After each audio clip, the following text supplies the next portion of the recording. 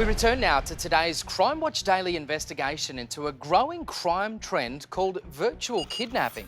Andrea Isom's back now with details and tips, Andrea, on how people can protect themselves. Matt, I think when people hear the words virtual kidnapping, they don't think it's quite as serious. But just tell that to a California mom we just talked to who was terrorized by a cyber scumbag.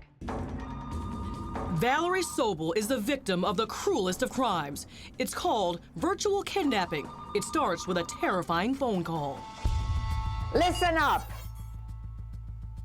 I have your daughter's finger.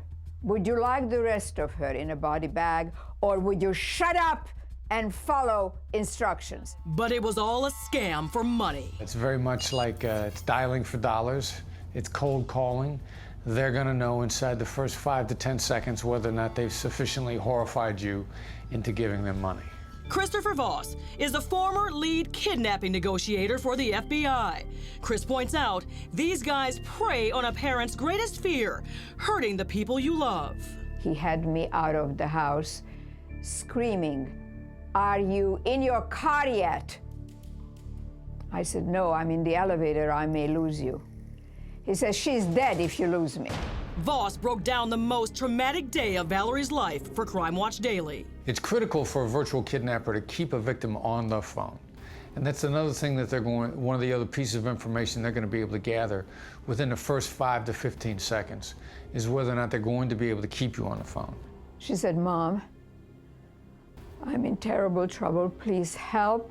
They either duplicated Valerie's daughter's voice through some sort of technology, or they just took a chance and they had someone screaming, a young lady screaming in the background, and they knew immediately that they'd sufficiently frightened, horrified, terrorized Valerie into giving them money. He says, "Go to the corner of Wilshire and Doheny. You know the CVS drugstore there?" I said, "Yes, I do.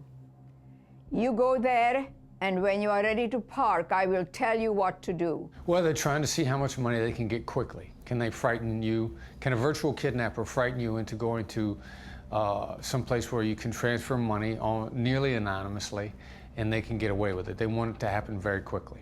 His demeanor was as if he was high on drugs. He spoke very fast. He spoke very loud. He obviously was trained. I knew that he's doing this not for the first time. I felt there was a technique behind it because he truly gave me no time to process anything. If you have an extreme enough negative emotion, what happens is there's chemical changes in your brain that actually make it physically more difficult for you to think. If they convince you with their voice that you are the key to their longevity, then you simply take orders. And they can only keep you in that state for so long because it's exhausting. So it's probably only going to last for about an hour, hour and a half. And it wasn't until the money was sent and the virtual kidnapper hung up that Valerie finally found the moment to think and to call Simone to find out if she was okay. "Simone, please pick up." We live in a society these days, a tremendous amount of information is available online. I'll only need to know the name of your child, and I can probably scare you into giving me money. It's this scared, unfocused thinking that makes virtual kidnapping the perfect crime for an easy buck. It's easy for virtual kidnappers to get away with their crime, which is why it's spreading, because they have very little exposure. They only have to make a telephone call. And if you can conduct 4 or 5 virtual kidnappings in a day and get anywhere from $3,000 to $10,000 per kidnapping, you might be able to get up to $50,000, $60,000 for a day's work. That's pretty good money. Yep, easy money. Unless, of course, you know how to fight back. Let's say you get one of those frightening phone calls. The best thing for someone to do who gets one of these calls is simply hang up. Even though it goes against every instinct and you are scared to death, hang up the phone. If they've really got your child, you can probably hang up on them 10 times, and they're still going to call back, because if they have your child, there's nobody else for them to call. It's not like they can call one of your neighbors to get a ransom. They can only get that money from you, which gives you a bit of a tactical advantage if you think about it. So hanging up is always the first thing to do. Next, ask questions. The first question, of course, they have to ask themselves is, how do I know that they have my child?